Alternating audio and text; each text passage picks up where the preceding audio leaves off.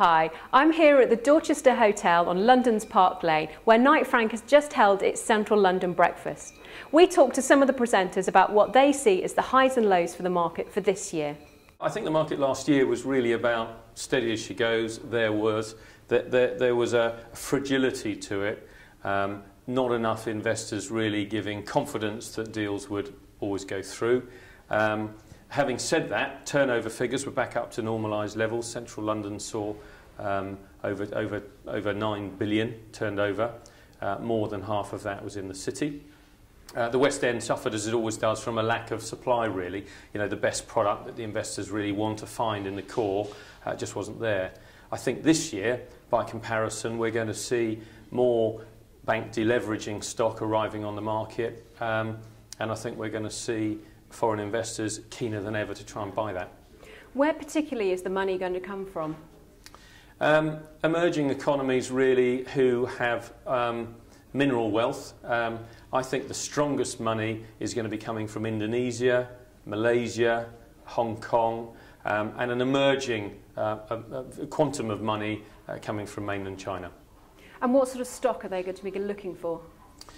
Originally, the first-time buyers, and interestingly, last year, a third of all transactions were first-time buyers.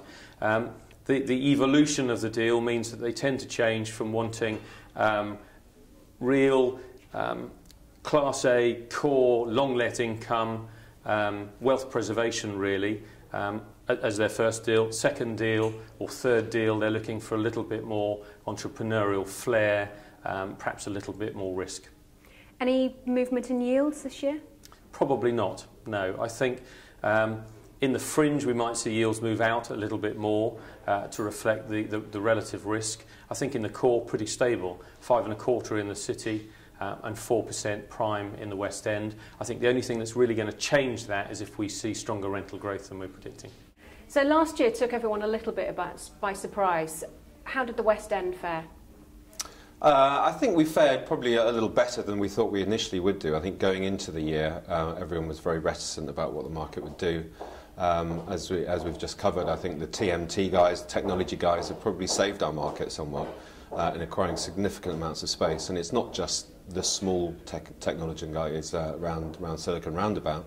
It's some of the big organisations, Google and Apple, are the well-known people, but people like Mimecast and these up-and-coming businesses.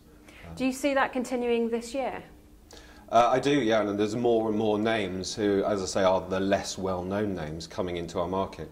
And John mentioned in our presentation Nokia. Who would ever thought they'd bring their business into central London and pay the best part of £60 a square foot? So from an out-of-London location where they're probably paying less than 30. So what are your key predictions for this year? Key predictions in terms of take-up, we're looking a little bit less than 2011, probably about 10.3 million square feet. Rental growth in the West End will kick in towards the end of the year, and prime headline rents moving from probably 92.50 up to 97.50. Headline rent in the city will probably stay static for 2012, but then begin to grow in the early parts of 2013. So James, the Euro crisis took everyone a little bit by surprise last year.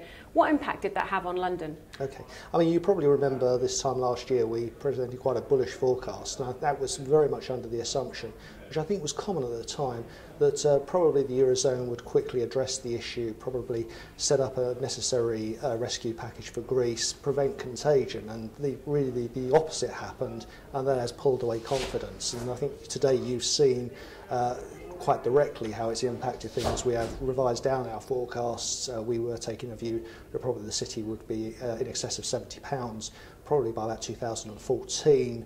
Now we're thinking probably a bit below £70 by 2016. So it certainly has put the recovery on a back foot. Where do you see London now? What's its position now? And also the UK? I think London is gaining safe haven status. it is probably gaining from a lot of the uncertainty. If you think UK gilts at the moment have been pushed down to 2% because there is so little confidence in the sovereign debt for a lot of other nations. Now, that's focusing attention on London property. If you think of 2% for a UK gilts yield, then suddenly 5% for a city office yield, or perhaps 6 or 6.5% for a secondary quality city building. There's certainly an argument there to perhaps diversify your portfolio away from sovereign debt and get a safe haven asset in London.